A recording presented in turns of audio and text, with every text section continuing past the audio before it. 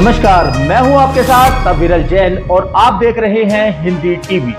शुरू करते हैं हिमाचल प्रदेश और अन्य राज्यों से जुड़ा कुछ खास खबरों का बुलेटिन। हिमाचल में सरकारी कर्मचारियों के तबादलों पर इस दिन से लगेगा पूर्ण प्रतिबंध। सरकार ने लिया बड़ा फैसला।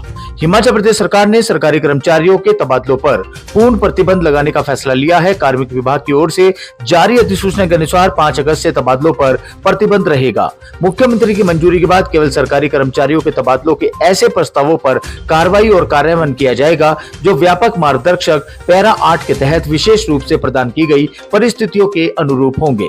इस संबंध में मुख्य सचिव प्रबोध सक्सेना की ओर से सभी प्रशासनिक सचिवों, विभागाध्यक्षों को, मंडलायुक्तों व उपायुक्तों को इस निर्देशों के कड़ाई से अनुपालन के लिए सभी संबंधितों के लिए ध्यान में लाने को कहा है। दारचा के पास बादल फटने से 2 पुल क्षतिग्रस्त, कुछ भागों में 5 दिन भारी बारिश का अलर्ट। हिमाचल प्रदेश के कई भागों में बारिश का कहर लगातार जारी है। समेज, बागीपुल, राजबन, चंबा व सगनम गांव के साथ अब दारचा के बाद बादल फटने से तबाही हुई है। लाहौल स्पीति के दारचा शिंकुला मार्ग पर लारचा से लगभग 16 किलोमीटर दूर बादल फटने से पुराने व नए दोनों पुल क्षतिग्रस्त हो गए हैं। घटना शुक्रवार देर रात की बताई जा रही है। फिलहाल शिंकुला दर्रा होकर दारचा से जांसका सड़क यातायात के लिए बंद है। सीमा संगठन मार्ग को बहाल करने में जुटा है, लेकिन नुकसान अधिक होने से करीब 2-3 दिन का समय लग सकता है। जिला प्रशासन ने लोगों से कहा है कि इस मार्ग पर यात्रा करने से बचें। बादल फटने की घटना के 2 दिन बाद भी 46 लोग लापता, सर्च ऑपरेशन है जारी।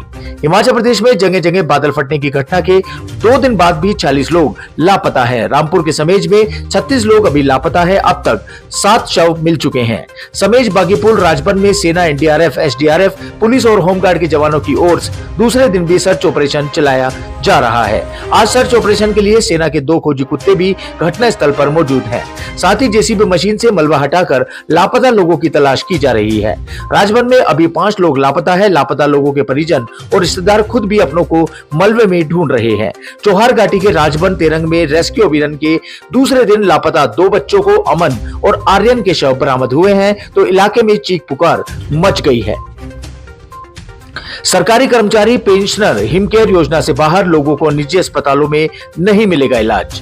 हिमाचल प्रदेश की सूखी सरकार ने हिमकेयर योजना को संशोधित किया है। सरकार की ओर से जारी अधिसूचना के अनुसार सभी सरकारी सेवारत अधिकारियों, कर्मचारियों को मुख्यमंत्री हिमाचल स्वास्थ्य देखभाल योजना हिमकेयर से तत्काल प्रभाव से बाहर कर दिया है।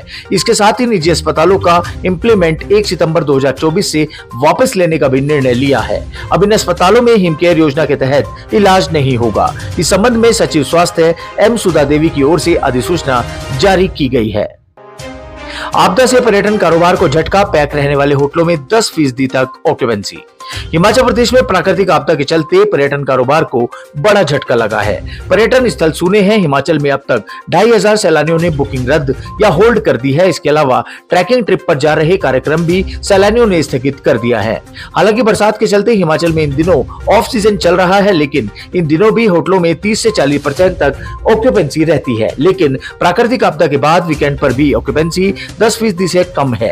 हिमाचल की राजधानी शिमला के अलावा मनाली, धर्मशाला, मैक्लोडगंज, चंबा और डलहौजी में होटलों के कमरे खाली चल रहे हैं।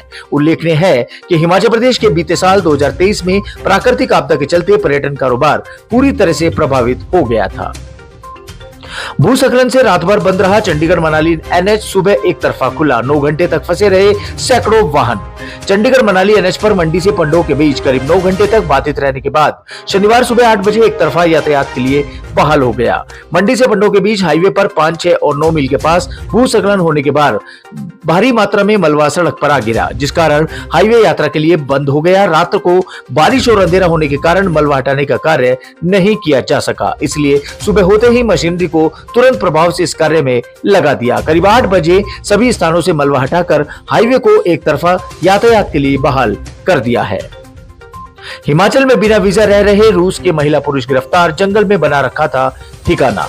हिमाचल प्रदेश के मैक्लोडगंज में बगैर वीजा रहे रूस के महिला व पुरुष को गिरफ्तार किया है। पुलिस के अनुसार यूलिया जूनालोवा व डेनिस लारिन 2 माह से जंगल के समीप हरी बावरी में रह रहे थे। यूलिया का वीजा 3 सितंबर 2015 व डेनिस लॉरेन का 11 जनवरी 2024 को खत्म हो चुका है। यूलिया जोलानवा वीजा खत्म होने के बावजूद करीब 9 साल से भारत में रह रही थी। मैक्लोडगंज जाने से पहले वह गोवा में रह चुकी है।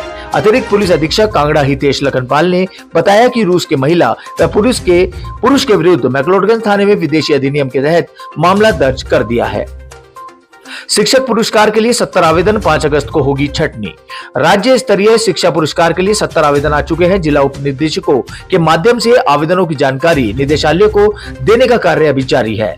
5 अगस्त को इस बाबत शिक्षा सचिव की अध्यक्षता में पहली बैठक होगी। इस बैठक में आवेदनों की छंटनी की जाएगी। इस बार से साक्षरता के माध्यम से आधार पर सामान्य श्रेणियों के 15 और जनजातीय एवं दुर्गम क्षेत्रों के 9 शिक्षकों का चयन किया जाएगा। फ्लैगशिप योजनाओं के सफल क्रियान्वयन व इनोवेशन को बढ़ावा देने के लिए 6 विशेष पुरस्कार भी प्रदान किए जाएंगे।